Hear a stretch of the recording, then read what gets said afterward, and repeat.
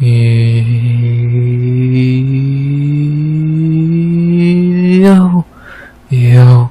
RX back with another breakdown of UFC Baku Hill versus Roundtree.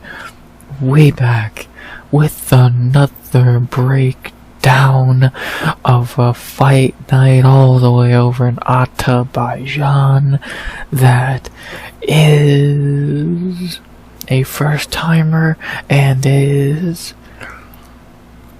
okay. I don't mind this card, to be honest. I'm kind of excited for it. I really struggle to see any fights I'm not really excited for. I think this whole card has potential. I think a lot of the fights look really good. I can maybe pick out one or two fights I'm not a ginormous fan of. But outside of that, I am very excited for this card. Like, first time ever in Azerbaijan.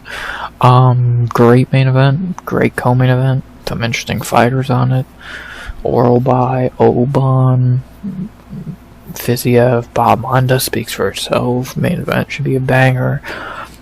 It's gonna be an early card, so, and not a stupid early card, but a reasonable early card. It should be fun. It truly should be. The crowd should be hot because it's their first time ever getting a card. I'm excited. I'm truly excited for this card. Again, we're heading all the way to Baku, Azerbaijan.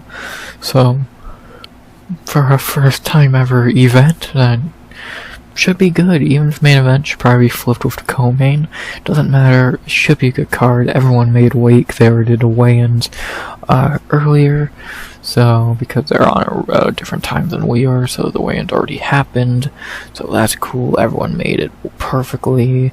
So whatever fights we got on the card, whatever fights we're getting, 12 fights in Azerbaijan. I'm excited. It should be a fun card. I've talked about it plenty already on live streams, but I'm ready to talk about it one more time. Give me the full breakdown in the video form for people who don't want to watch live streams. I get it. So let's not waste any more time. Let's get into the video format for a breakdown. And yeah, I'm excited for this card. I truly am. It's early. It looks good. It's a first timer. 3 things that are good added together makes for what should be a fun night or afternoon for us in Azerbaijan. So let's do it. Last thing I'll say before I do, unless I'm going to say something which I don't believe I am, please like, comment, subscribe. 200 subs is always the goal by the end of 2025. And as always, again, unless I'm going to say something which I don't believe I am, I talked about the card. I think it's pretty good. Not perfect, but for a fight night, especially for one very far away from America, it looks good, and I'm very excited for it, so. Talked about everyone made weight, everything's the way that it is. I'm excited. First time in Baku. Let's do it. You ready, Azerbaijan, for your first ever UFC card? I bet you fucking are. Let's do it. UFC Baku Breakdown. Lego. You ready? I know I am. 12 fights in Baku, Azerbaijan, starting with the heavy boys, our first of 2 heavyweight fights on the night, and this is the lesser of the 2, which I'm not shocked by that, because goddamn, this is a low-level fight to begin the night. As we begin the afternoon for us, night over there in Azerbaijan, with the first ever fight there, and the heavyweight division between Mohammed the Motor Usman versus Hamdy the Hammer Abdelwahab. Did somebody say low level heavyweight? Because holy shit, do we have it here. Terrible fucking fight to begin the night, but what can you really say? Gotta book these guys eventually. Why not send them all the way over to Azerbaijan? Let's talk about it. It's the first fight of the night at least, so we're getting the shit out of the way early. Let's do it. Usman Hamdy, the first ever fight in Azerbaijan, and we begin with the brother of the main event winner 1 week ago, Mohammed Usman, 10-4 in his MMA career, 36 years old, 3-2 in the UFC, coming off The Ultimate Fighter where he did win season 30 for heavyweights. Since he has won 2 fights, not counting the Zach Pounga fight where he did win by knockout, winning The Ultimate Fighter. He is 2-2 since, beating Junior Tafa and Jay Collier, losing to Mick Parkin and Thomas Peterson. This is his first fight in almost a year on a 2-fight skid. And holy shit, is Mo Usman a terrible fighter. Nepotism is an understatement with this guy, because holy shit, he's literally been given a contract because he's Kamaru's brother. He's so bad. He's literally so shit. He can't strike. He decides not to grapple. He has no cardio. He can't take a punch well. Like, he's terrible. Like, again, he's literally a nepo baby. He's only in the UFC because of his brother. Like, he's Herbert Burns level bad. I think he's better than Herbert Burns, but he's in that realm when it comes to nepotism. Like, he makes Antonina Shevchenko and fucking, I don't even know, like, he makes those fighters look good. Cause holy shit, is he bad. Like, they started off with the UFC run good. Again, beat Zach Pounga as a big underdog to win the show by beautiful knockout. That was good. Then he beat Junior Tafa, which that actually aged pretty well. And even though he did not look great in that fight, that did age pretty well. Then he beat Jay Collier in a fight that was okay, nothing special, but okay, it's a win you should get early in your heavyweight career. Then he hit a road. He fought Mick Parkin, had nothing for him, and lost. He fought Thomas Peterson, decided to strike with him, and lost. Now he's going this fight with Hamdy on a 2-fight skid after a long layoff at 36 years old, and now he's kind of in a do-or-die situation. He really needs to win this fight, or he's more likely going to get cut. I doubt the UFC can really.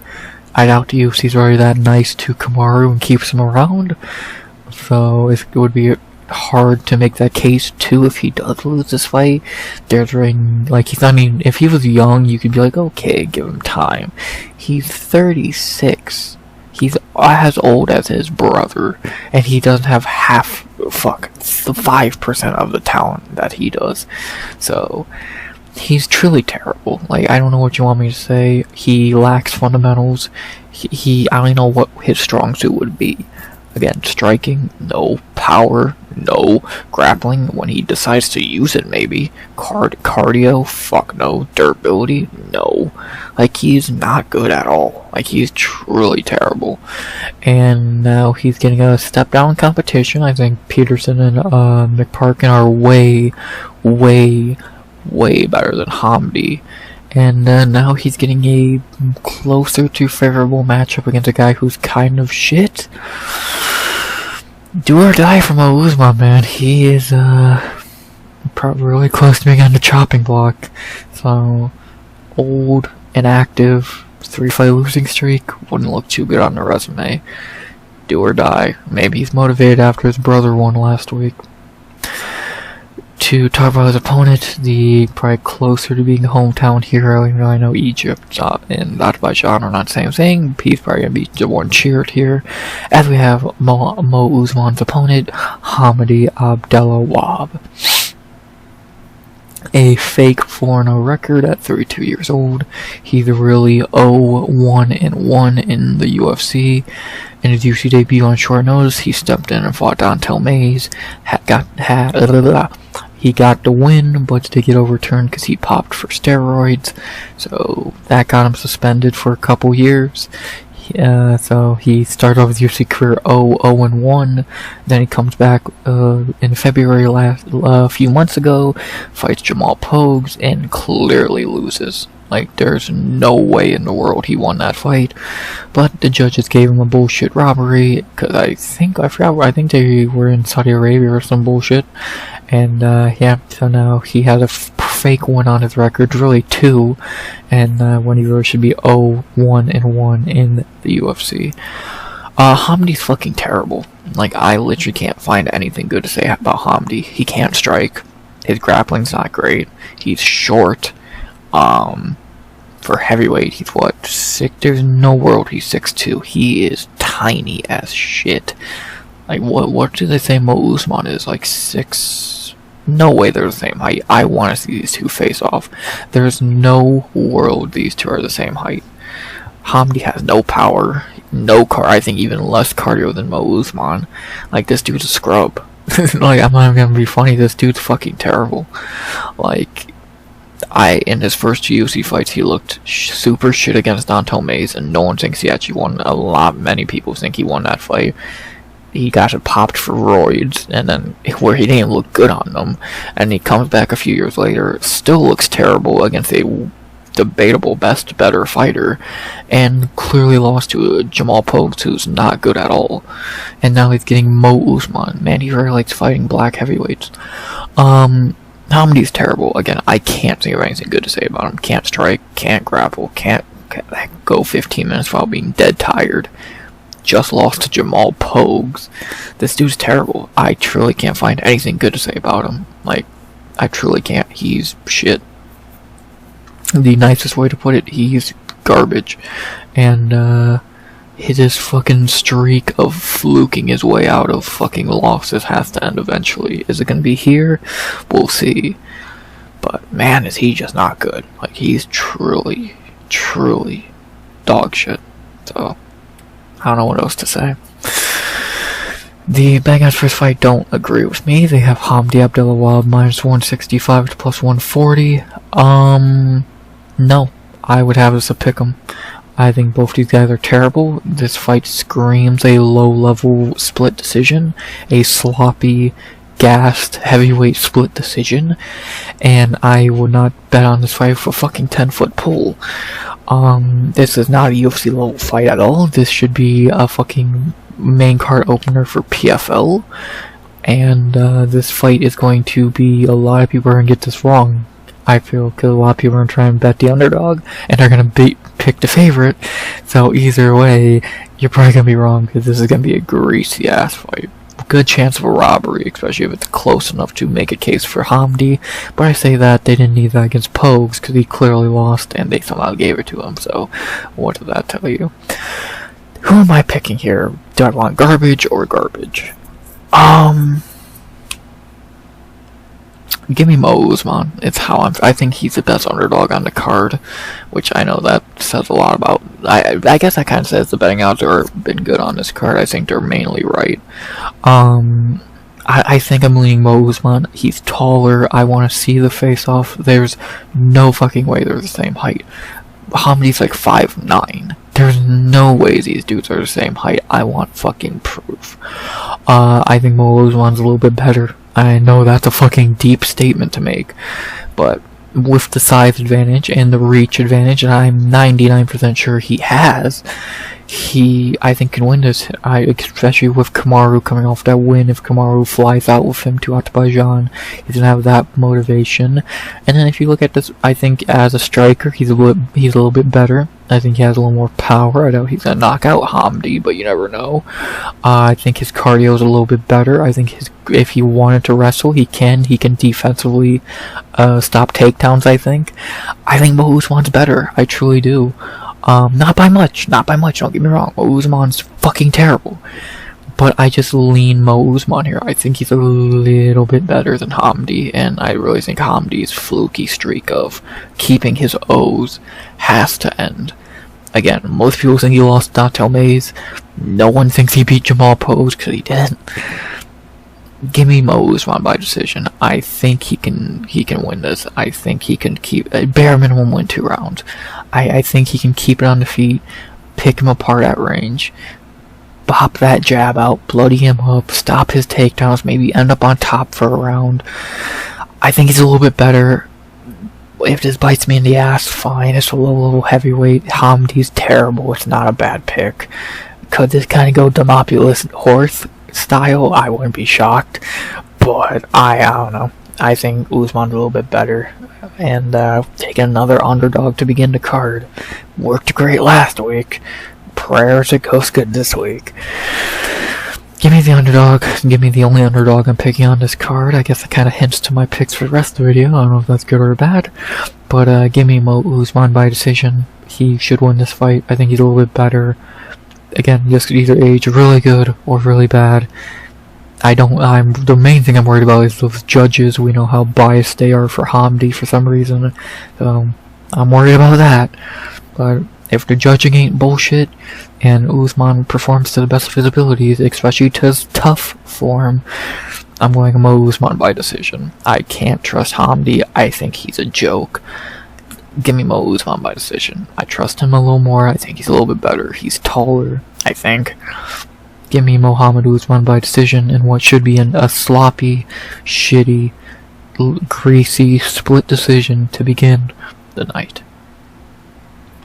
After that, we go from our biggest weight class to our smallest weight class, not counting strawweight, which is not on the card. As we have in our second fight of the night, the first okay fight of the night, and the only fight to have a cancellation, not recently, but a while back. So this is the only short notice replacement on the card, and it's a lame one, but you gotta do what you gotta do sometimes. As we have in our second fight of the night in the flyweight division, the first of many Russians on this card. Like, there's one, I think like 4 or 5 on this card, so take that as you will. We have in our second fight of the night, from heavyweight to flyweight, Tagir Ulanbekov versus Azat Maksum. Obviously, as I said, this is not the fight that was originally booked for this card. It was meant to be Tagir versus Koji Horiguchi in his return fight to the UFC. Sadly, Koji had to pull out, which sucks, because I was so excited to see Koji back, especially in a good fight like this. But he pulled out, and now we wait to see when he's going to come back to the UFC, when his return fight's going to be, probably in Shanghai later this year. And now Tagir has a different opponent, a lot lamer of an opponent, and a lot easier of an opponent. So let's talk about it real quick. Downgrade, but still got him on the card at least. Let's talk about Tagir Ulanbekov first. 16-2, 33 years old, 5-1 in the UFC. His wins in UFC have been Bruno Silva, Alan Nascimento, Nate Maness, Cody Durden, and Clayton Carpenter. His one loss was against Tim Elliott in a very close fight that could have went either way, so he could easily be 6-0 in my opinion. Tagir's good. Tagir is very good. It's good to see him staying active, because I think that's the one thing I could have knocked on him for in his UFC career so far, is not being active. Because outside that, he's been good.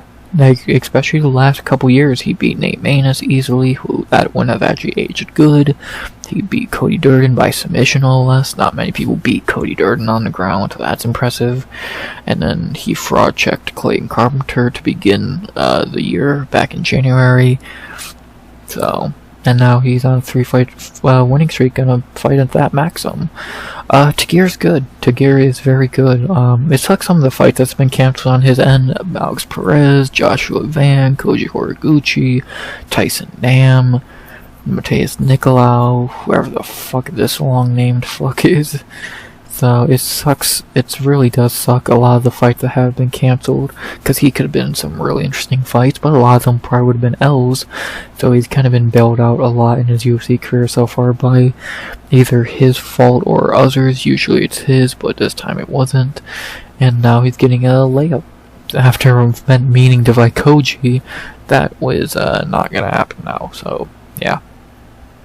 But Tagir is good. He's from the Khabib camp. Khabib might be in his corner, we'll see. But yeah, he's really good. His grappling's good, his striking's okay. His gas tank is the only really problem you can make out of his game. He does gas a lot in fights, even though he did look good against Clayton Carpenter. He does gas in fights occasionally, and it has kind of been something that's almost got him in trouble at times, but he's kind of been good at it lately, because he either got finishes or again against Clayton Carpenter he looked pretty good. So outside of that, like, he's a pretty well-rounded dude. I think if he was more active, he could make a case for being a higher-ranked fighter in the division. And I do think he would lose to a lot of top-ranked guys, but I do think he's decent enough to at least be like top 7 ranked. and he is staying active now, so that's good to see, and he is a solid fighter, so yeah, one of the few solid fighters from the Khabib camp, and he did not bandwagon off to Nurmagomedov name, so happy, good for him, man. He's pretty solid, good to see him active again. To talk about his opponent, Azat Maksum, 1-1 in UFC, first time seeing him since February 2024. In his first 2 UFC fights, in his UFC debut, he beat Tyson Nam in a very close fight that a lot of people don't agree with the decision on. And then back in February of last year, he fought Charles Johnson in a good fight and got beat, got fraud checked, and we've not seen him since. He only had 1 fight booked late in August, back in August 24. Didn't happen. I think he pulled out, if I'm correct. Both did. And then now he's getting a short notice opportunity against Tagir Ulanbekov. That's not very good. Like, we kind of could see that from his first 2 UFC fights. Again, a lot of people don't think he beat Tyson Nam, and a lot of people, and then he got beat by Charles Johnson. There's no debate there. He's 15-1, 30 years old. Especially compared to some of his countrymen, even in that division. Isn't Ramazan from fucking Kazakhstan, I believe? Or maybe I'm wrong. Am I wrong? I don't know why I'm trying to find it. Hopefully I could just do it this way. Like, in his own division, I sort of like there's like 1 or 2 dudes from Kazakhstan who are like way better. Yeah, Asu Almabai. It was Asu, my bad, got mixed up with Ramazan. But yeah, Asu Almabai, a way better Kazakhstan fighter, and he's not even that good, so take that as you will. Azat just is not very good. He's clearly just, you can tell he was a padded record bum. Like, he came into UFC, 13-0, and again, you can kind of just tell he was a padded record bum. Like, again, not losing to Tyson Nam ain't a bad thing, or probably losing to Tyson Nam ain't a bad thing, but still, you still probably lost your debut when you had all the hype, and then you come back against Charles Johnson and lose dominantly, so take that as you will. Then you take a long layoff and you get a ranked opportunity against Tagir Ulanbekov. It's silly, but it's the UFC in 2025. Yeah, this is that kind of walking to his funeral, so they were being honest, so yeah, he's just not good. He's truly not good, and he's coming off getting fraud checked. Maybe he got better. I highly doubt it. The betting odds for this fight have Tagir Ulanbekov minus 450 plus 330. I agree. I think you'd have Tagir way bigger favorite. Tagir could be minus 5, 6. I wouldn't go any higher than, I was gonna say 7. I would stick at 600. He should win this fight easily. To be honest, Tagir Ulanbekov with my lock of the night. I don't see him losing this fight. I think he's better than that. I know he's better than that. Let alone a short notice of that. Like, what a downgrade from Koji Horiguchi to Azat Maksum. Tagir should win this fight pretty easily. He's active now. He's better than that. He's one of the better guys in the division. On the ground, he mauls him. On the feet, he can do pretty good work. He's fought way better guys. Give me Tagir Ulanbekov by decision, my lock of the night.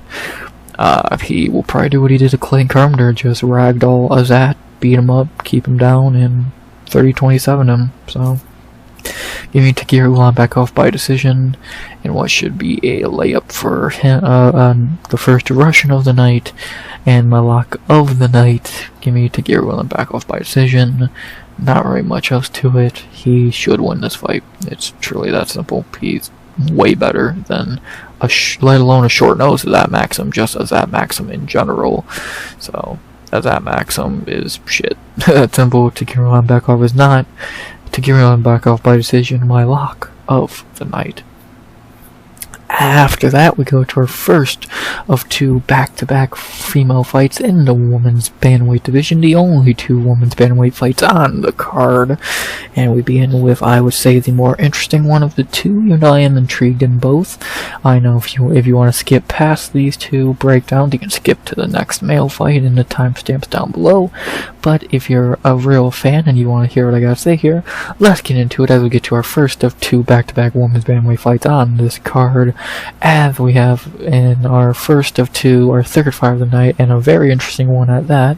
One I am intrigued in, for we do got a returning fighter, as we have Irina Russian Ronda Alekseeva versus Klaudia Syguła. Interesting fight here. We do have the return of Russian Ronda after getting suspended for a few years against Syguła on her first full training camp. Very interesting fight here. I'm very intrigued. I know a lot of people don't give a shit, and I can't blame you, because you've probably never seen Irina fight, and you probably didn't see Syguła's UFC debut. So again, I can't blame you. But if you know what you're talking about here, and you know these two, then you're a little bit intrigued, even if you don't want to admit it. So let's talk about it. As we'll begin with Russian Ronda Irina Alekseeva. 5-2 in her MMA career, 34 years old, 1-1 in the UFC, coming off a long layoff for being suspended. In her first two UFC fights, she beat Stephanie Egger in her debut on short notice by knee bar. She did miss weight, and I did predict her to win that fight, one of my best calls of 2023. I picked submission round 1, so I'll always hold that with pride. I predict that perfectly. I was in that 11%, motherfuckers. I'm smart. What I wasn't smart about is her second UFC fight when she fought Melissa Mullins and got dominated. Like, she got completely dominated by Melissa Mullins, but we'll talk about Melissa Mullins in a little bit. That's not a bad person to get beat by, and that was the last time we saw Irina until now. Because she did get suspended, I think, at some point last year. I think probably around June last year, to be honest. And for something, I don't remember what exactly, I think it was roids or some bullshit. And now she's back after her suspension, a little bit older, a little bit more time off, and now we see her against Klaudia Syguła. I'm intrigued in Russian Ronda. I think she's an interesting fighter. I don't think she's going to go very far at this point at 34 years old, having not a lot of time on the clock left at her age, and not being the most experienced, but I don't think she's terrible. I think her striking is not great, but her grappling is really good. The knee bar she hit on Stephanie Egger was beautiful. And again, her two opponents so far in the UFC have not been bad. Stephanie Egger was a perfectly below average fighter. Melissa Mullins, we'll talk about soon, is pretty decent. So she's not fought bad opponents in the UFC so far, and this is easily a step down from those two. Again, I am a little worried about the long layoff and her age, but the good thing, she's fighting a tomato can, so she should be able to bounce back good here. More than likely, I would imagine. She could lose this, she could look really rusty and get beat by Syguła, but at the same time, she couldn't. She could look good, maybe even look better, and we could see what Russian Ronda can do. So it should be interesting. It should be very interesting to see how she looks in the return, again, after looking good and bad in her first two UFC fights. And let's see what happens. Let's see how Russian Ronda looks in her debut after some time away. Let's find out. And then for opponent Klaudia Syguła, 6-2 in her MMA career, 26 years old, 0-1 in the UFC, coming off her UFC debut where she fought, funny enough, Melissa Mullins, where she got dominated and destroyed when she stepped in on short notice against Melissa Mullins. I forget who she stepped in for, we'll find out in a little bit.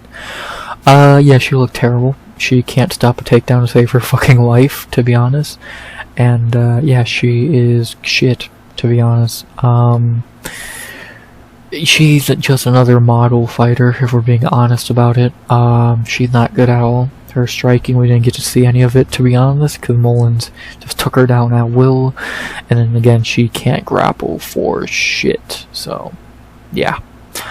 She's bad. She's really bad. And she seems like a really quick in and out fighter, because UFC fighter, that is, because, yeah, she's terrible. She's, again, just a model, not a fighter. And she sucks.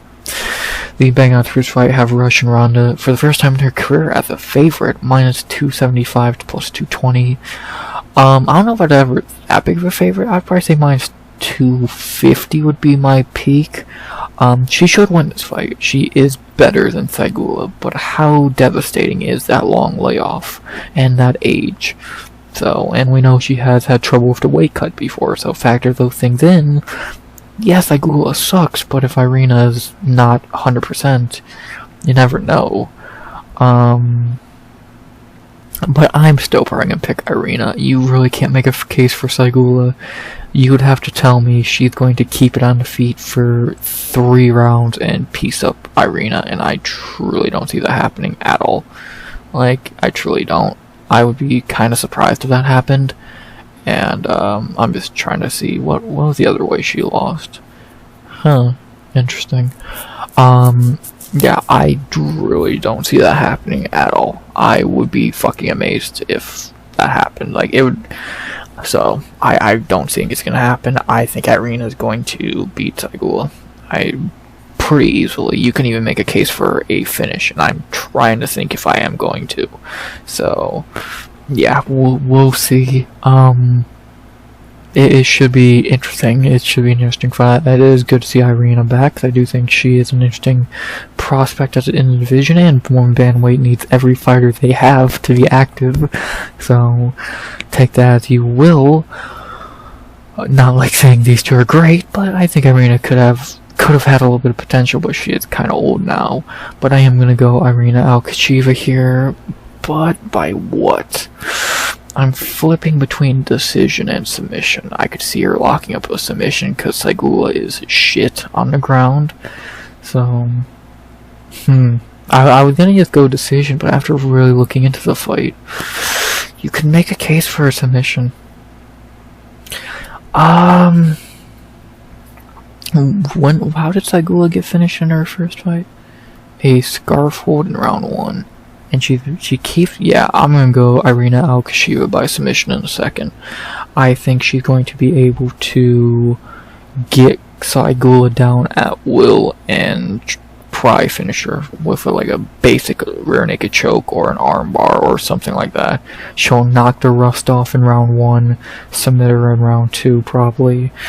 That's my prediction. And after really looking into it, Syguła's shit.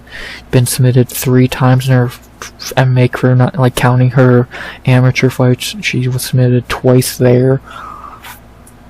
Give me Irina Alekseeva by submission in a second.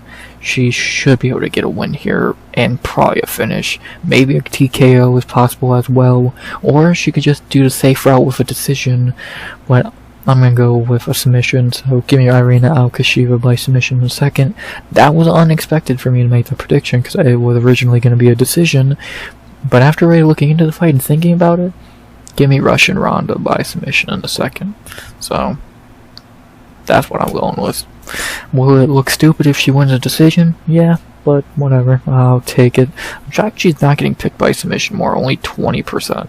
So, interesting. And I don't think that TKO prop is bad. 4.7. You could really make a case for a ground and pound. But more than likely it's going to be a submission or a decision. And I'm going to go Russian Ronda by submission in round number 2 to make a statement in her return against a model who can't grapple for shit. Russian Ronda submission round 2 to welcome her back after a suspension. After that, we'll go to our second of back-to-back female bantamweight fights, and the last female fight on the card. Y'all can cheer, I don't care. As we have in our second women's bantamweight fight in a row, and our final one of the night, and our fourth fight of the night, a rematch from the regional scene, actually, which is kind of interesting. As we have Speak of the Devil, who we just talked about. As we have in our fourth fight of the night, Darya, the Iron Lady's Zheleznyakova versus Melissa No Mess Mullins. Yes, this is actually a rematch from their fight in, I believe, with the Aries a couple years back. So interesting, very interesting to see here. So yeah, should be interesting to see how the rematch goes after a few years of getting into the UFC. See what happened. Will history repeat itself or change? Find out. We'll begin with the loser of the first fight, Darya Zheleznyakova, 9-2 in her MMA career, 29 years old, 1-1 in the UFC. Since that fight against Melissa Mullins, she has went 1-2 and made her UFC debut in that time, beating Montserrat Rendon in a very close fight. And then in her last fight, she got a shot against Eileen Perez and got dominated badly. And now she's 1-1 facing an old foe in Melissa Mullins. I'll keep it short and sweet. Zheleznyakova ass. To be honest, Zheleznyakova is truly terrible. Her striking is not good. Her grappling is shit. It's amazing she's not lost more on the ground because she just truly can't grapple. And she's Russian, for fuck's sake, so... Fuck, you should have Irina Alekseeva fighter. Show her what a Russian fighter is actually meant to do. Yeah, she's terrible. It's truly that simple. She is a terrible fighter. And, yeah, I don't think she's good. I think you could make a case for Rendon winning that debut, and Rendon's not even a world beater. Would be good to see her actually fight again someday, but you never know. And, yeah, Zheleznyakova is just bad. I really only think the reason she's in the UFC is because she's Russian. Like, not trying to be funny. She literally brings nothing. She's not good. She's not good looking. She's Russian. And they already had, I guess with Irina suspended, they needed somebody. So they picked up Zheleznyakova just to find out. She fucking sucks. And then for her opponent, her former opponent, and her current opponent again, Melissa Mullins, 7-1, 33 years old, 2-1 in the UFC. In her no contender series fighters yet, which is funny. After that Zheleznyakova fight, Mullins got the UFC call, and has went 2-1 since, beating Irina Alekseeva and Klaudia Syguła, and losing to Nora Canole.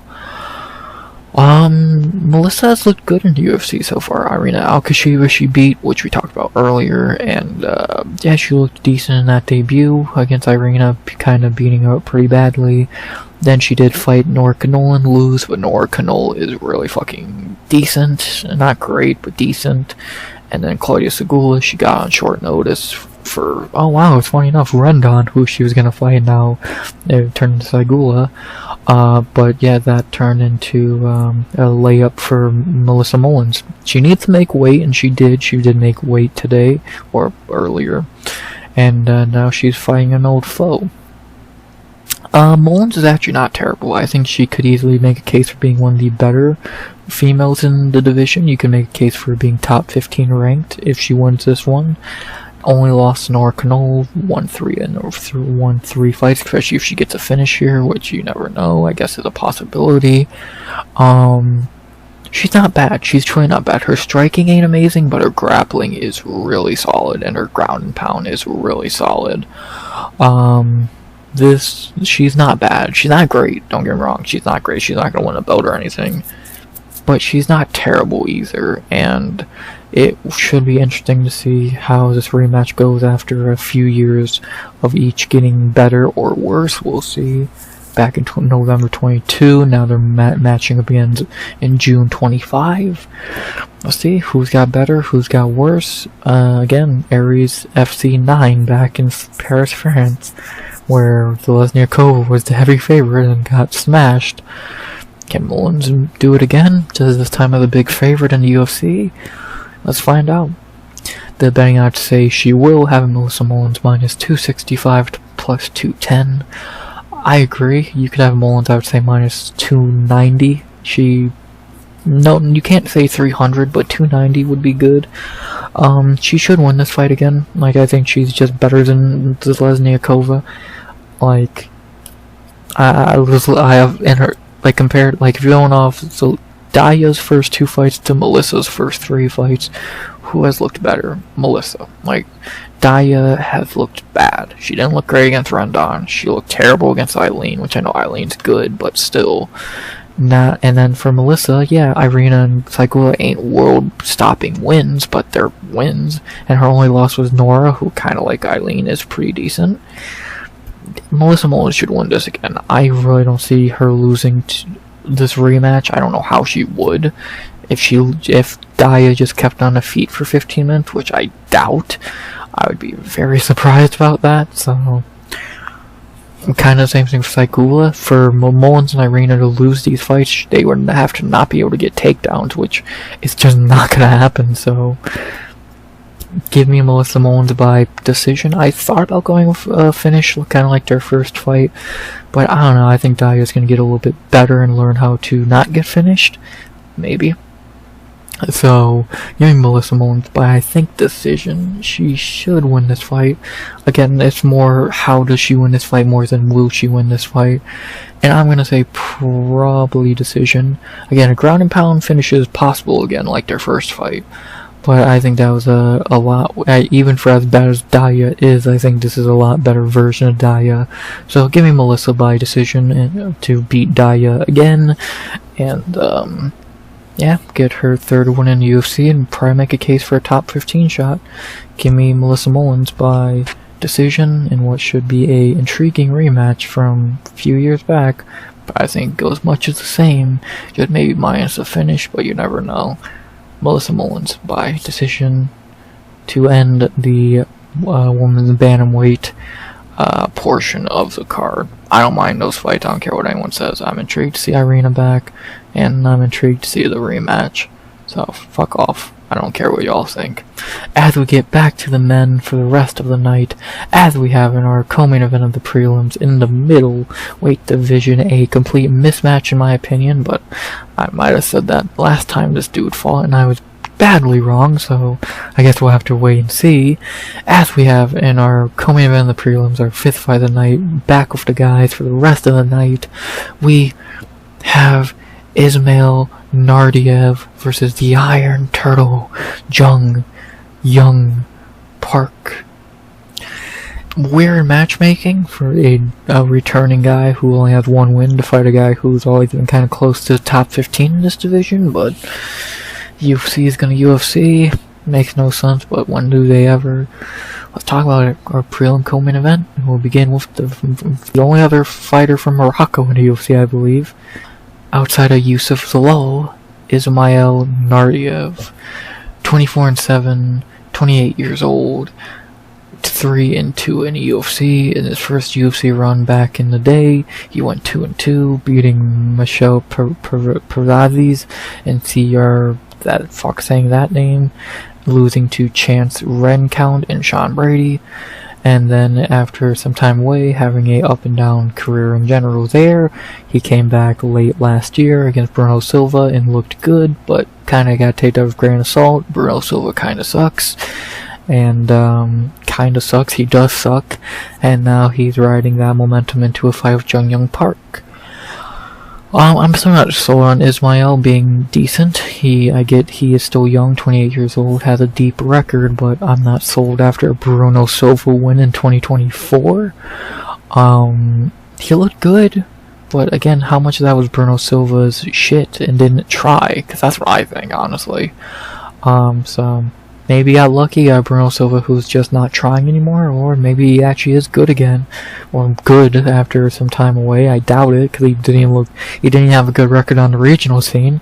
I think it's a shittier, I don't get why UFC loves bringing fighters back lately, but it never works. But at least this guy's actually got a win on some of them. And we'll see how he does. We'll see how he does, getting a real step up in competition here against Yong Park. Probably the second hardest opponent he's had in UFC, not counting Sean Brady. And yeah, we'll see. Maybe he is legit. Maybe he is really back and better. I just really can't say that yet until I see more against someone who's not shit. And that fighter who's not shit, and that's your real test, is his opponent for this card, the Iron Turtle, Yong Park, a fan favorite that we all love, 18-6, 34 years old, a lot of 34-year-olds on the card, 8-3 in UFC. His wins in UFC have been Marc-Andre Barriute, John Phillips, Tefon Nchukwi, Eric Anders, Joseph Holmes, Dennis Tolulian, Albert Duraev, and Brad Tavares. His losses have been Fluffy Hernandez, Gregory Rodriguez, and Honor Muniz. Yong Park's kind of been a weird fighter because he's had these streaks where he looked unbeatable, like that streak he had a few years back before the Muniz fight, but then he had that Muniz fight, looks like ass, and loses all his hype. Then he fights Brad Tavares late last year, has a close fight that he clearly won, but it was not very impressive. And now he's back against Ismail Naurdiev in a giant step down. It's kind of simple. We know what Park's gonna try and do. He's gonna try and grapple you for 15 minutes, because that's what he's good at. He's not really a great striker. He can strike, but is not very good striking. He's definitely a grappler at heart, and that's what he's gonna try and do here. And we'll see if he can do it, because if this becomes a striking match, it might be a bad one for him. But if he can get it down, then he can win. He has struggled against guys who are good on the ground, like Fluffy and Muniz, but I don't think Ismail is as good as those guys, at least grapple-wise. So, and outside that, he has been able to beat Cans. Like, his best win in the UFC is probably Brad Tavares, so take that as you will. The rest of his wins are kind of tomato cans, or not good fighters. Eric Anders, I guess, would be the next best one, or Marc-Andre Barriot. So, yeah. But we all like Iron Turtle, even if he's not the greatest fighter. He's cool, and he still can win. Again, he can beat up the lower level guys in the division, and let's see if that holds strong here. So he's getting older, but he still looks to have a lot left in the tank. How does he do outside the Apex for the first time in a long time? So let's see how the Iron Turtle does. The Bangers first fight have Jung-Young Park minus 185 to plus 155. I would have him a bigger favorite. I would have him, I would say minus 215. I think that would be good betting odds for the Iron Turtle. He should win this fight. I'm not sold on Naurdiev being back or better. Again, he beat Bruno Silva. If he beats someone legit, you can make a case. Bruno Silva. Come on now, who are we fooling? Give me Jung-Young Park by decision. I think he should beat Naurdiev pretty easily. Probably what Sean Brady did to him. I did not see that fight, but I'm guessing that's probably what this fight's going to be like. Naurdiev just getting grapple fucked for 15 minutes. It should work. I don't know why it wouldn't work. Park it just better. Until I see otherwise, give me the Iron Turtle by decision, and what should be a pretty simple win for him against a guy who's not better than half the guys he's beat in the UFC. So give me Jung-Young Park by decision, not sold on Naurdiev, and yeah, Jung-Young Park by decision to beat this guy and show he still sucks. Finally, with that being said, we go to our featured prelim, a fight booked a few weeks ago when these two had to pull out of, I think it was the Morales card, so, or maybe it was the Barber card, no, it was the Barber card. So they were meant to fight on that card, now they get moved a few weeks to fight each other, and here we go, our featured prelim. Probably should be on the main card, but whatever. We have in our featured prelim in the welterweight division a very interesting fight between two interesting prospects. One has to win, one has to lose their hype, or one really doesn't even have it to begin with, but besides the point. As we have to finish our prelims with our sixth fight of the night in the welterweight division, our featured prelim, Syguła Ko. I have no idea if I said his first name right, versus the Welsh gangster, Oban, Elliott. Pretty good fight here. I'm very intrigued in this fight. Both these guys had to pull out of the Macy Barber card, where Oban was meant to fight Ramiz Brahimaj, and Ko was meant to fight Billy Ray Goff. They had to pull out both due to visa issues. They get moved to this card a few weeks later, and now they have to fight each other. Interesting circumstances how we got here. Let's look at what happens when we actually get to fight. We'll be into one of our first debutants of the night, Seokhyeon Ko. 11-2, 31 years old, coming off the Contender Series, our first Contender Series fighter of the night, and getting a contract on a Contender Series at that, where he did beat Igor Cavalcanti as a giant underdog, and looked okay doing it. Not great, but looked okay. Now getting a shot against Oban Elliott, and yeah, probably won't go good for him. Ko looked okay in that Contender Series fight, not amazing.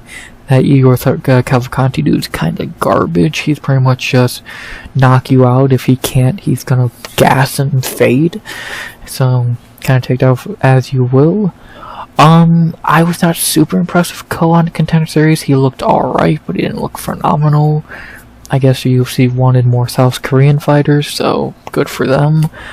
We'll see how Ko looks here in his debut against a very tough Oban Elliott debutant, so really hard debut there. We'll see what he can do. Again, his nickname is KO. He has 6 KO wins in his career, 5 decisions. We'll see what he can do in the debut. Again, I was not super impressed with his Contender Series fight. Yeah, he upset a big favorite, but it wasn't that impressive. And now we get to see how he does in the big show against a tough opponent like Oban Elliott. Let's see what happens. Good luck in your debut, man. You're on a 4-fight winning streak. Going into your debut against Oban Elliott. Again, good fucking luck. To talk about his opponent, one of the best prospects in the welterweight division, Oban Elliott, 12-2, 27 years old, 3-0 in the UFC, coming off the Contender Series as well. In his 3 UFC fights so far, he has beat Val Woodburn, Preston Parsons, and Basil Hafez. He looked okay in his first 2 UFC fights, beating Val Woodburn. Didn't look amazing, but debut jitters, I get it. And then beat Preston Parsons as an underdog, actually, where I picked him to win. And he looked really good there, actually dominating Parsons. And then in his last fight, he knocked Basil Hafez out cold. Had one of the best rookie years of 2024. Now having his first fight of 2025. Coming off that bonus winning knockout, Basil Hafez, who that's kind of a good win, to be honest. We'll see how he looks here. He's getting more time to kind of build himself up, not getting really any hard matchups yet. If he wins this, you kind of got to make a case for him getting a better opponent. So we'll see if he does.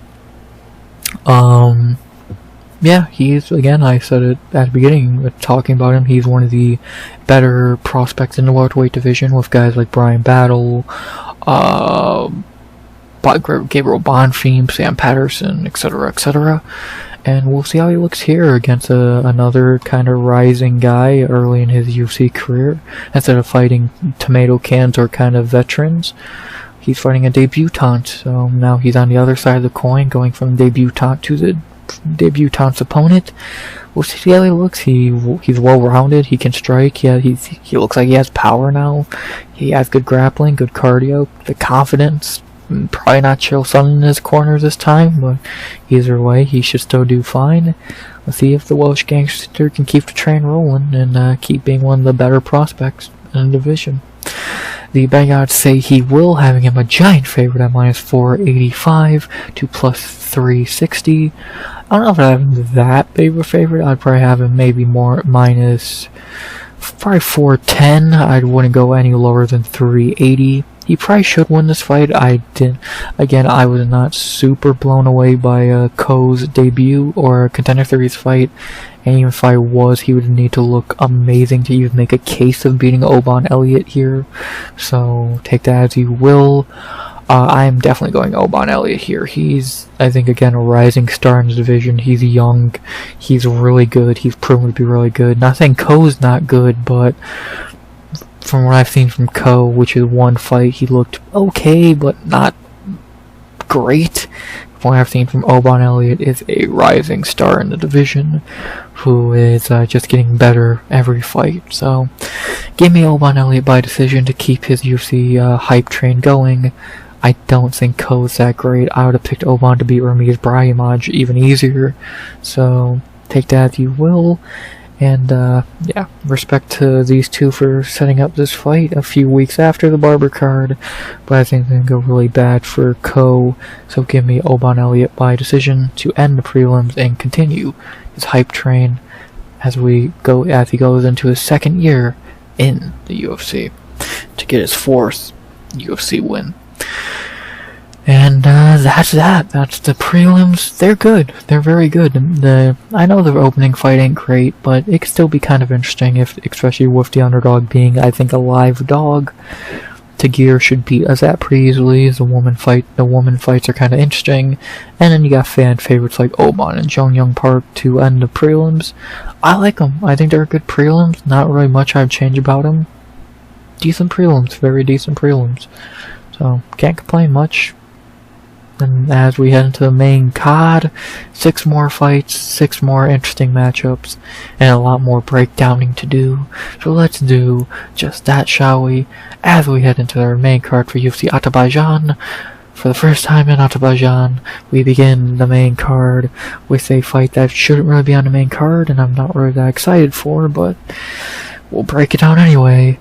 As we have to open UFC Baku's main card, 6 more fights, begins at the featherweight division with Mohammed Hillman Naimov versus the unleashed Bogdan Grad. Yeah, this is my least favorite fight on the card. I'm not very excited for it. I think it's a shitty main card opener. Definitely don't think it should be on the main card, but what can you do, I guess? It's a fight. 2 fighters I'm not really very fond of. One I don't like at all. One I don't think's that great. Hopefully it's a good fight at least. We'll see. Let's just get done and dusted, I guess, as we begin the main card with our first fighter from Tajikistan, Mohammed Naimov, 12-3, 30 years old, 4-1 in the UFC, even though that record's kind of questionable. 0-1 on the Contender Series way back in the day against Colin Anglin. Gross. His 4 wins in the UFC have been Jim Malarkey, Nathaniel Wood, Eric Silva, and Con Offley, and he lost to Felipe Lima, who we'll see next week. Can't wait. Really, his record should be 3-2, because he lost to Nathaniel Wood for sure. There's no debating it. Or bare minimum, that should be a fucking draw. So 3 wins in the UFC against Malarkey, Silva, and Offley. Either a draw or a loss to Wood, and he lost to Lima, obviously. Yeah, I'm not a big fan of Naimov. I don't think he's that good. He was my lock of the night for his last fight, so I'm happy he did win that, but I really don't think highly of him. I don't think he's that good. And yeah, his wins, Jamie Malarkey, that's not a great win. Like in 2023, when Malarkey's chin is fucking powder. Eric Silva, I think he was gonna win anyway, but beating Eric Silva by leg injury, and just beating Eric Silva in general, shit. And then Con Offley, who I think's Con Awful, not a great win either. I don't think much of Naimov. He's decently well-rounded, I guess. Not amazingly well-rounded, though. He's a below-average fighter. Not awful, not good. He's below average, nothing really impressive in the UFC so far. And, yeah, I'm not a fan. I like William Gafarov way better. To talk about his opponent, Bogdan Grad, aka an uglier Jake Hadley, 15-2, 29 years old, 1-1 in the Contender Series, 1-0 in the UFC. In the Contender Series, he went 1-1, as we said, losing to Tom Nolan, beating Michael Aswell. Did I say as we said, as I said? Got flatlined by Tom Nolan, not a great loss. Beat Michael Aswell, decent win. And then, even if it was a debatable decision, whatever. And then in his UFC debut against Lucas Alexander, he did win, beat him pretty easily. I don't know how the odds were close for this fight. Like, it was clear Grad was going to win this fight. But, you know, people are stupid. And Grad was an easy layup pick. And actually funny, on the same card as Naimov and Offley. So UFC's done that a lot at times, where 2 dudes fought on the same card and then they fight each other. So that's what we got here. Yeah, I'm not super sold on Bogdan Grad, to be honest. Like, he's a fun fighter. He hits really hard. He got good kicks. But I really don't think highly of him. Again, I've only seen him fight 3 times, and it was a loss to Tom Nolan, a debatable decision against Michael Aswell, and beating Lucas Alexander, who's shit. Not super sold on Grad yet, so we'll see. If he can win here, that'd be a pretty okay win, depending on how he wins, of course. So we'll see. Maybe he's a real prospect in this division. I think the only Austrian fighter on the card. And yeah, we'll see how he does here, getting a big step up in competition, even for Mohammed Naimov. He's way better than Lucas Alexander. And we'll see how he looks here. So this should be, even if I'm not a big fan of this fight, I don't think it should be this high on the card. Again, hopefully it's a decent fight, and maybe it's going to be interesting, so let's see. The Bogdan's first fight have Mohammed Naimov minus 270 to plus 205. I do not agree. I would have Naimov minus 210 at the highest. And you can go as low as like minus 1, I'll say 70. I would say minus 170 at the lowest. Yeah, I'm gonna pick Naimov, but I don't think he's almost minus 300. Grad could win this fight. I think Grad is probably a little bit better of a striker, maybe. But I think cardio is probably Naimov.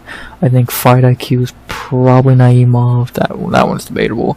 I think grappling's Naimov. I think Naimov's a little bit better. He's fought better competition, and it's hard not to lean Naimov here. Again, could Grad pull off the upset? I guess. Is it likely? Not really, but I think it's more likely than the betting odds think it is. And again, as much as I would love to pick against Mohammed Naimov, I have every chance I could. I can't here, so sadly I gotta pick him again. Give me Mohammed Naimov by decision. He should win this fight. Again, could Grad pull off the upset? Yeah. Do I think he will? Probably not. I just don't think highly of Grad. I don't think highly of Naimov, but I think he's a little bit better.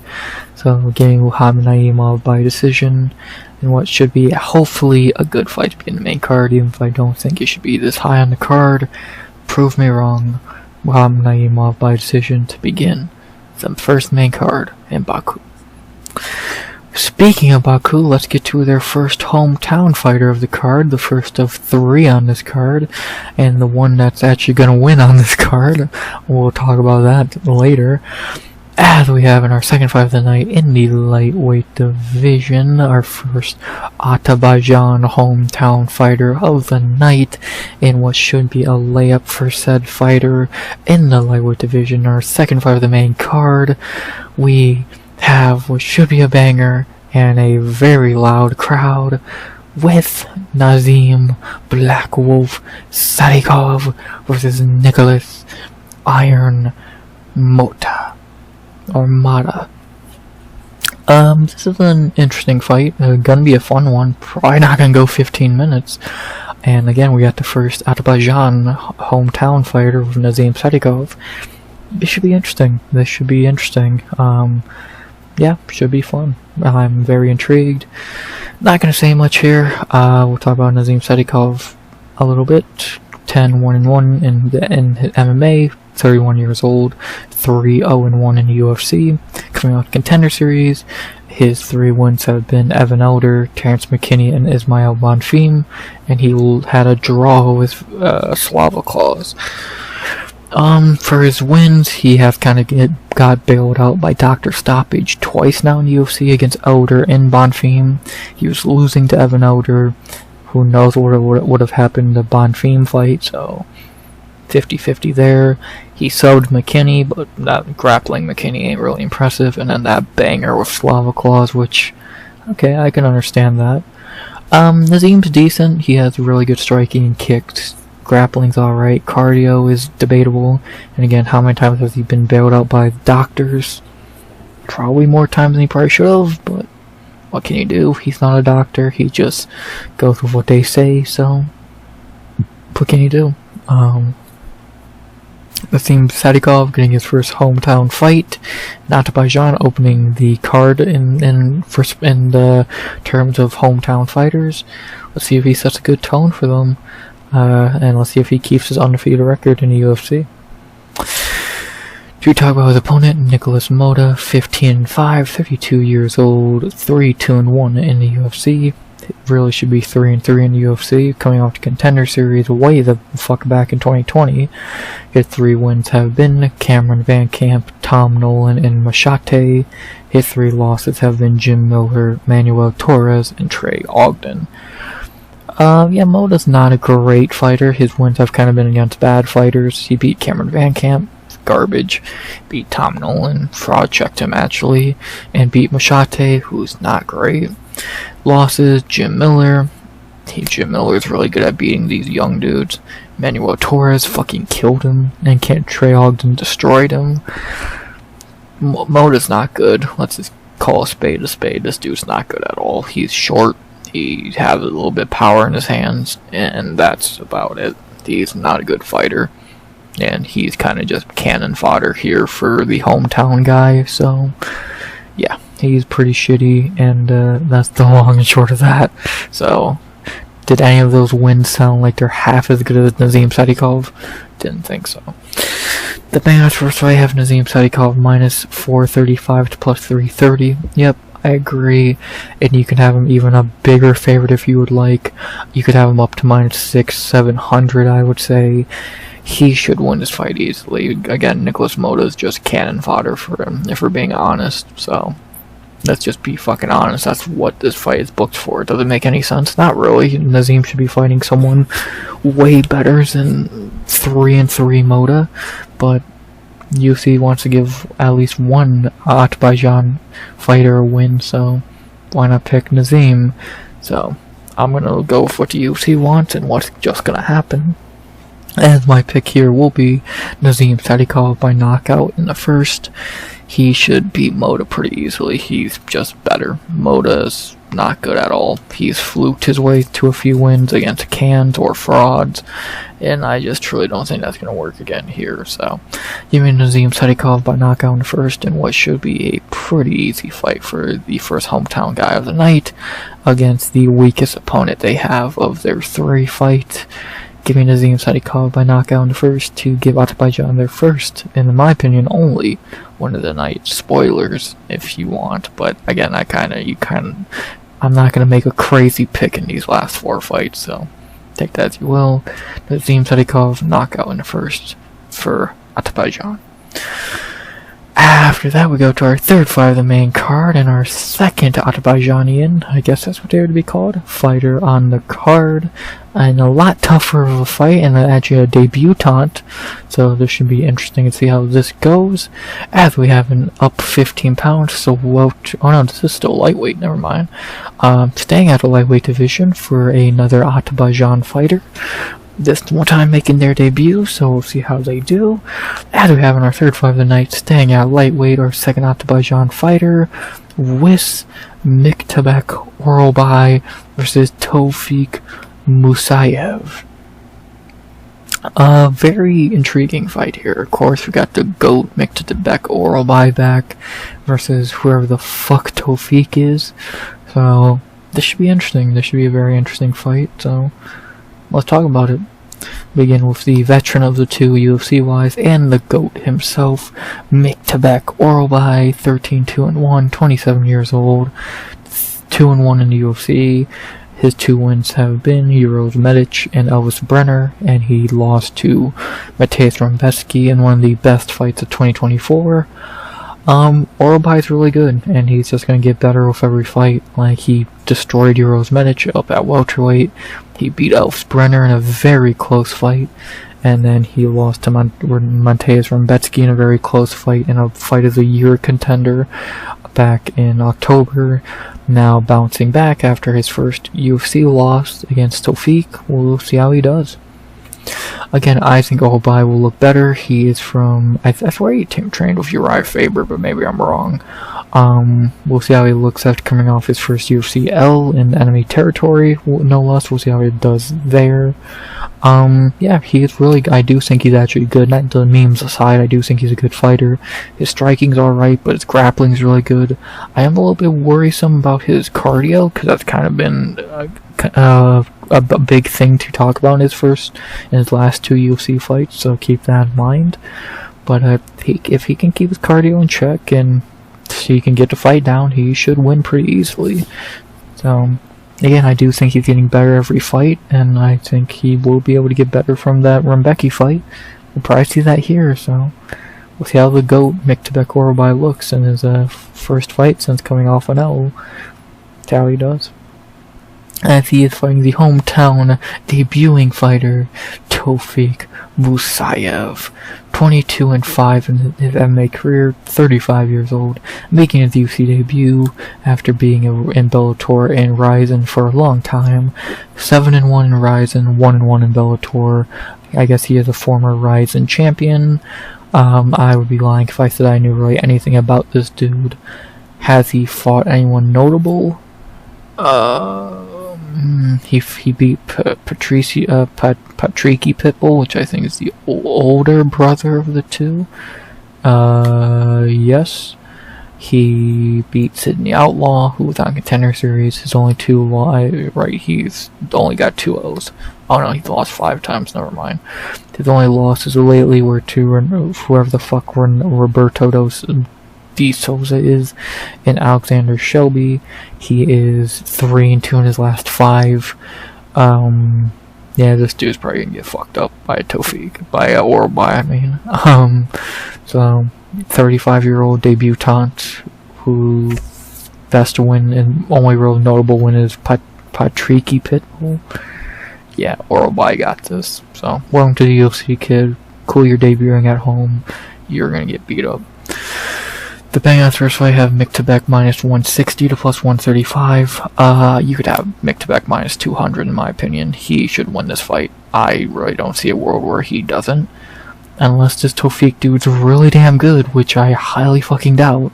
At 35 years old making your debut against Myktybek, I have my doubts about him really being this great fighter, so... If it took you this long to get to the UFC, you probably shouldn't be here to begin with. So, give me Myktybek Orolbai by decision. He should win this fight from again, 35-year-old guy who's not really getting a lot of hype as is for the UFC debut. Cool, again, he's the hometown guy. He's the rising champion, blah blah blah blah blah blah blah. He's not gonna beat Myktybek Orolbai in his debut. If he does, then yeah, this dude's really good. But I strongly have my doubts about that, so... Give me Myktybek by decision. Maybe this Tofiq dude's really good. We'll see. Again, beating Myktybek in a debut would be really impressive, but I just have my doubts about that, so yeah. Give me Myktybek by decision to beat Tofiq and spoil his debut and probably get a lot of boos from the Baku crowd after he beat their boy. So, give me the GOAT, Myktybek Orolbai by decision, to spoil the debut of the hometown kid. After that, we go to our 4th fight of the night, of the main card. Maybe it will actually happen this time. It'd be kinda cool if this fight could actually fucking happen. As we have in our 4th fight of the main card, a fight that might actually happen after being booked 3 times. This is the 3rd time now, knock on wood, can actually happen. As we have in our 4th fight of the main card, back at heavyweight for the final time tonight, we have a fight that's been booked a lot of times and we're still waiting for it to finally happen. Maybe this is the one to happen. As we have in our 4th fight of the main card, our co-main to the co-main, finally probably gonna happen. Curtis Razor Blades versus Rizvan Kuniev. Not gonna say a lot here, I already broke this fight down a while ago. I swear this was booked for... I forget what card this was booked for, and it actually got till fight day. I believe it was this one. Yeah, I believe it was Pierre Ankalaev. You can fact check me, but I'm pretty sure this one actually got to fight day, which means I actually did break it down. So, if you want to see my breakdown for this fight, the timestamp will be in the top right corner right now for UFC 313, where I did break this fight down because it did get canceled on fight day, I believe, like I said, because Chris Blades got sick. Maybe I'm wrong, but I'm pretty sure that's correct. And, yeah, so 3rd time this fight's booked. It still makes no sense even for the 3rd time it's been booked. Blades fighting a debutante for no fucking reason. Cool. I'm picking Curtis Blades by decision. He should beat Rizvan. No one understands why they're doing this fight. No one, like, Kuniev, a drug cheat from PFL. So, great signing, guys. Give me Curtis Blades by decision. He should win this fight, unless Rizvan's actually really good. But, again, unless he's on steroids, it doesn't seem so. Give me Curtis Blades by decision. Yeah, again, timestamp in top right for a more in-depth breakdown, but I don't really think I gotta say much more than that. Give me the experienced UFC top 5 guy to beat the debutante who's a drug cheat. So, yeah. Give me Curtis Blades by decision. Pretty simple stuff there. Don't really gotta say much else, so I won't. So, yeah, thank you, Pastor Me, for already breaking that down. After that, we go to our co-main event of the evening. My most excited fight of the card. I think a lot of people's. What probably should be the main event, but I get it. I get why it's the co-main. The hometown hero with the up-and-coming prospect. Fight of the night, banger in the lightweight division for our co-main event of the evening. A fight I cannot wait for. 10 out of 10 matchmaking. I cannot wait for this fight. As we have in our co-main event of the evening, the best fight on the card. If you disagree, you don't know what you're talking about. As we have Rafael Araman Fiziev versus Ignacio La Jula Bahamondes. What a co-main event of the evening. Again, probably should be the main event. The hometown hero, Rafael Fiziev, versus the up-and-coming prospect that is Ignacio Bahamondes. What a banger. What a fight. I cannot wait. Fight of the night written all over it. Worst case scenario, performance bonus for the winner. This should be a banger. I cannot wait. Let's get into it as we begin with the man this card is pretty much built for, to be honest. Rafael Fiziev, 12-4, 32 years old, 6-4 in the UFC. God, did he fall off. His 6 wins in the UFC have been Alex White, Mark Diakese, Hanato Moicano, King Green, Brad Riddell, and RDA. His losses have been Magomed Mustayev, Justin Gaethje, and Justin Gaethje. He had this should have been no contest. I'm not going to count it. I don't care. So really 6-2-1 or 6-3-1, my bad. And really coming off back-to-back L's to Justin Gaethje. Hasn't won a fight since July 2022 against a super-duper old RDA. Fiziev has had his hype and it's kind of gone now. Like, I get his losses are Justin Gaethje, but still. Like, he was really good at one point, but I feel like he's kind of been, like, yeah, now he's just kind of mid. He's getting older, 32 years old, still coming off that blown out knee he had against Yuri. He didn't look amazing against Gaethje. Now flying home to fight Ignacio, who's a really tough matchup. We'll see how Fiziev can do. He still has good striking and good kicks, but how far and how long can that really carry you? We'll see. Again, I don't think he's a bad fighter, but I think he's getting close to being an unranked guy. Like, he had his hype. It's kind of over now. There's a new wave of guys who have a lot of hype, like Ignacio, like Mauricio Rufy, Chase Hooper, all those guys who are getting a lot of hype as Fiziev's kind of fading out. So we'll see. Maybe Fiziev turns back to clock fighting at home, but I kind of have my doubts, so we'll see. We'll see. Maybe he gets that hometown fucking boost and he looks like prime form again. But again, I strongly have my doubts about that, so yeah. And why do I have my doubts about that? Because he is fighting the very, very good Ignacio Bahamondes. 17-5, 27 years old, with a 6-2 UFC record. His wins coming off the Contender Series: Roosevelt Roberts, we all remember that knockout, Rong Ju, Trey Ogden, Christoph Giagos, Manuel Torres, and Jalen Turner. His only losses have been his UFC debut against John Makdessi in a banger, and Ludovic Klein, who just grapple fucked him for 3 rounds. Ignacio is so good, and it's so good to see him finally hitting on his potential. Like, he's always looked like he could be a top 15, top 10 guy, but he just fell short against Ludovic Klein, or kind of looked a mid in fights. He kind of looked a mid against Trey Ogden, but now he's really hitting his potential. He knocked out Christoph Giagos, which I know it's a shitty win, but good knockout. Then he dominated Manuel Torres in the Sphere, and that was like, okay, that was impressive. And then he submitted Jalen Turner back in March to get in the top 15. Yeah, this dude's good. This dude's really fucking good. He has great striking, great kicks. He's really tall for the weight class. Probably should be a welterweight. His grappling's getting better. He's trained by Bilal. This dude's good. This dude's really good. He's young. He's 27 years old. He has all the potential in the world, in my opinion. This dude's legit. And I'm so happy he's finally in the top 15, getting legit fights, getting real opportunities against guys like Fiziev and Turner. And this is his time to show up and show out. So, on a 3-fight winning streak, fighting a declining Fiziev in his hometown, which could benefit Fiziev, but I don't think it's going to hurt Bahamondes too much.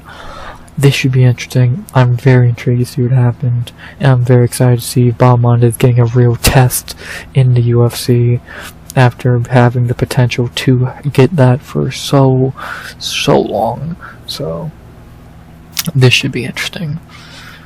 The bang odds are pretty much a pick-em. I think Bahamondes is a small favorite, but if he is, it's, again, small. I don't agree. I'd have Bahamondes minus 250. He should win this fight. Like, he's on a 3-fight winning streak. Fiziev's on a 3-fight losing streak. Bahamondes is better. He's way bigger. He's 6'3" to 5'8".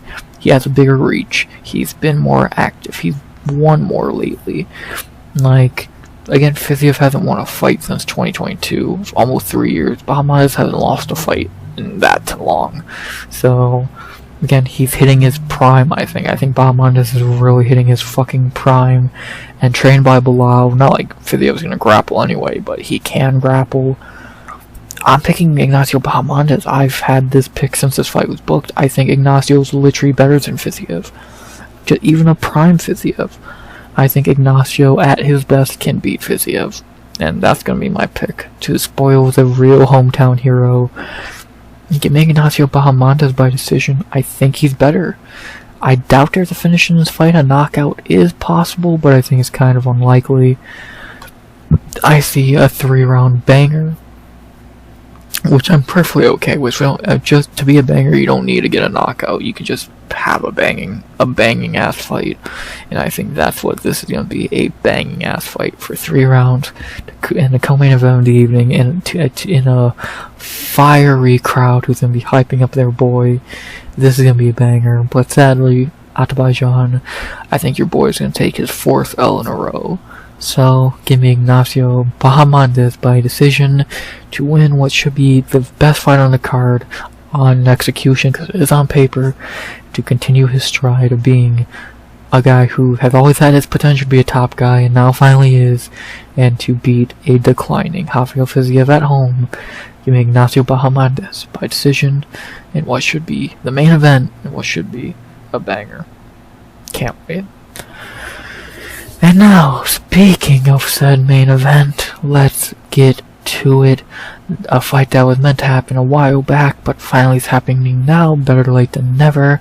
Our main event of the evening, our first ever main event in Baku, Azerbaijan, a light heavyweight banger that's probably gonna end in 2 rounds.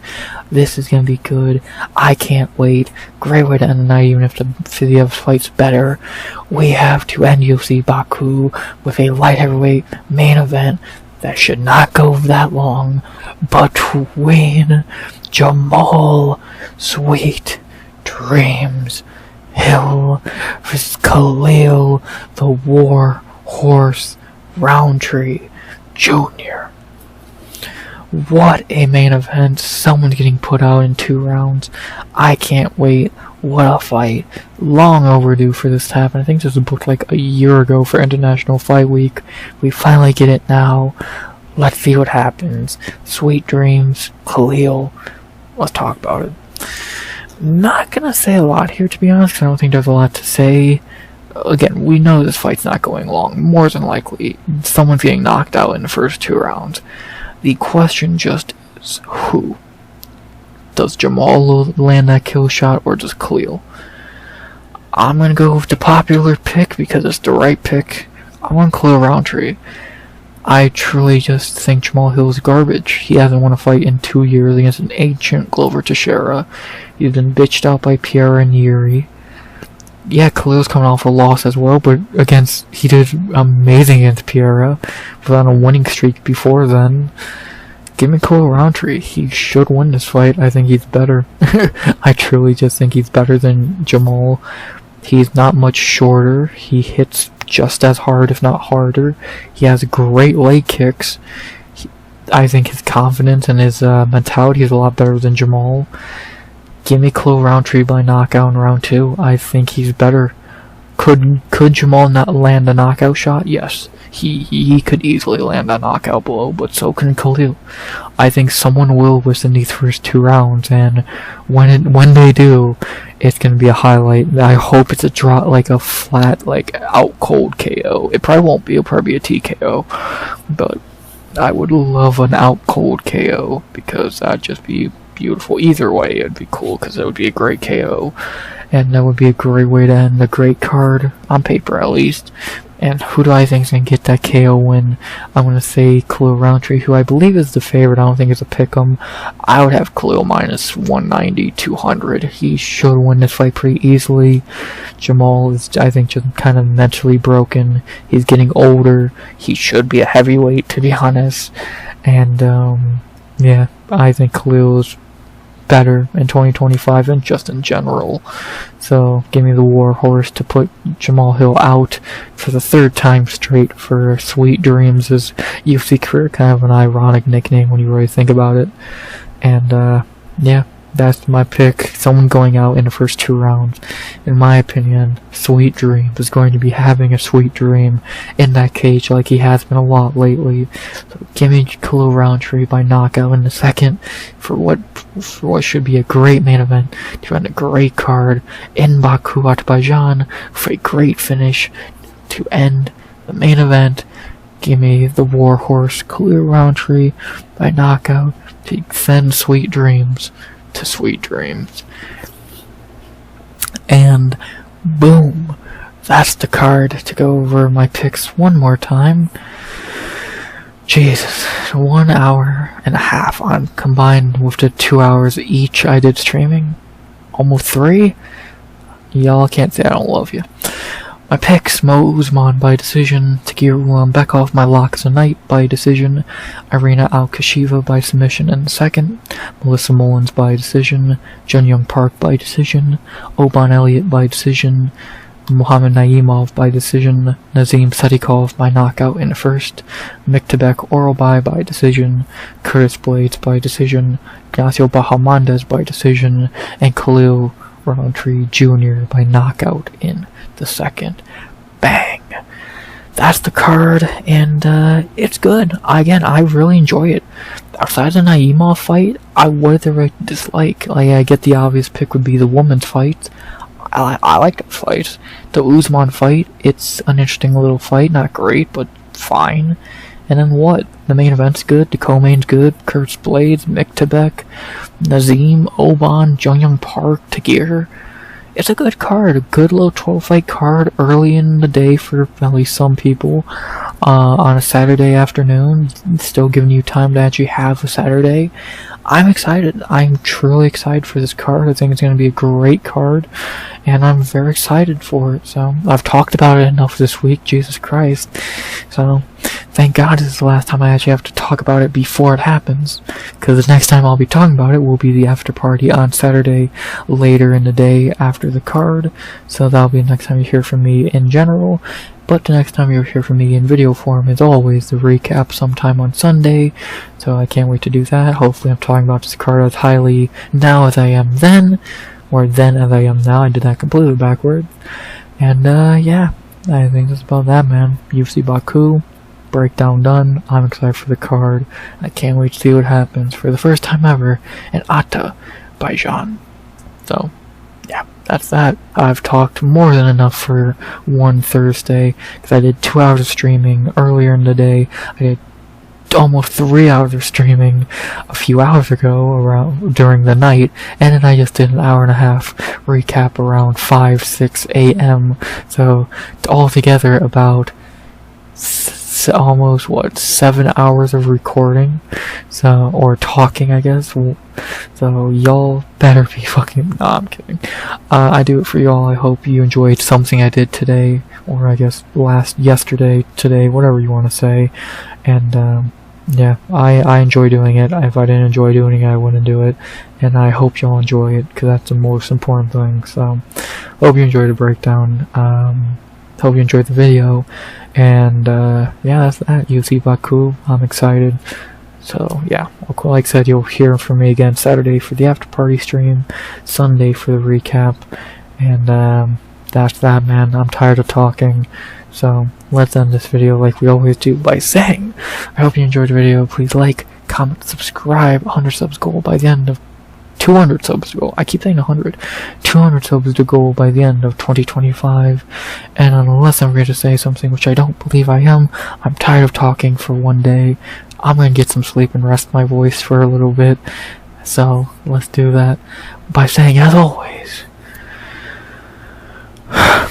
RX out. Good vibes only, and always.